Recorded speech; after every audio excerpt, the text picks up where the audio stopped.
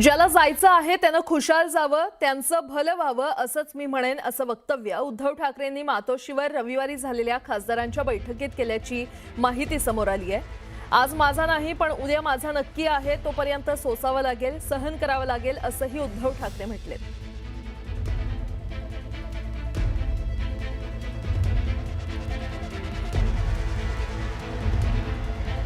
उद्धव ठाकरे नेमकं काय म्हटलेत आपण ग्राफिक्सच्या माध्यमातून पाहूया। आज माझा नाही पण उद्या माझा नक्की आहे, तोपर्यंत सोसावं लागेल, सहन करावं लागेल। जे बाळासाहेबांची शिवसेना सोडून गेले आहेत त्यांना पश्चाताप होईल, पण त्यावेळी वेळ गेलेली असेल। पक्षात 4 वर्षांपूर्वी मोठी फूट पडली, 40 आमदार फुटले। मी राज्याचा मुख्यमंत्री होतो, सर्वांना कळते समजते, ते मला माहित नव्हतं का? मला त्याची कुणकुण होती पण मी कोणालाच बोललो नाही, दबावही टाकला नाही। त्यांच्या घोटाळ्याच्या फाईल तयार केल्या नाहीत। ज्यांना जायचंय त्यांना जोर जबरदस्तीने हात धरून थांबवण्यात काय अर्थ? ज्याला जायचं आहे त्यानं खुशाल जावं, त्याचं भलं व्हावं असंच मी म्हणेन, असं उद्धव ठाकरेंनी या बैठकीत म्हटलं।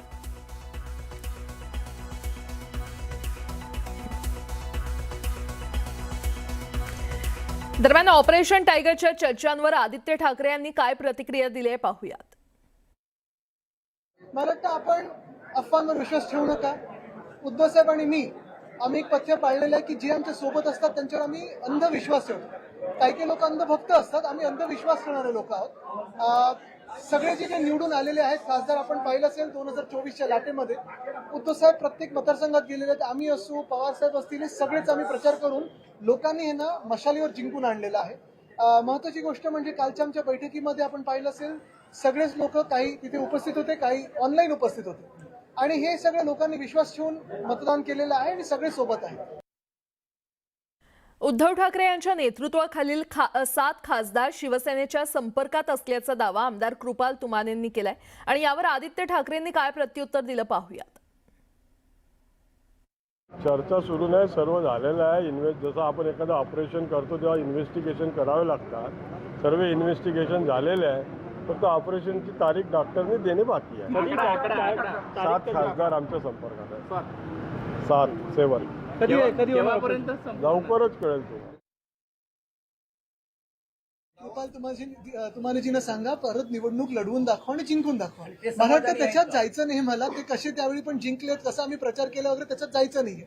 मुद्दा हाच आहे, मी तुम्हाला सांगतोय, ह्या राजकीय घडामोडी ज्या आहेत, पक्ष तोडण्याच्या, पक्ष फोडण्याच्या, कोण कुठे उड्या मारतंय, कोण काय होतंय, हे देशात सगळीकडे चालू आहे। बरोबर आहे, 2/3 मेजॉरिटी प्राप्त करण्याचा भाजपचा प्रयत्न आहे, पण ते पुढे गेल्यानंतर काय काय होणार आहे? प्रेस फ्रीडम मध्ये आपण आता कुठे आहोत? डेमोक्रेसीमध्ये कुठे आहोत?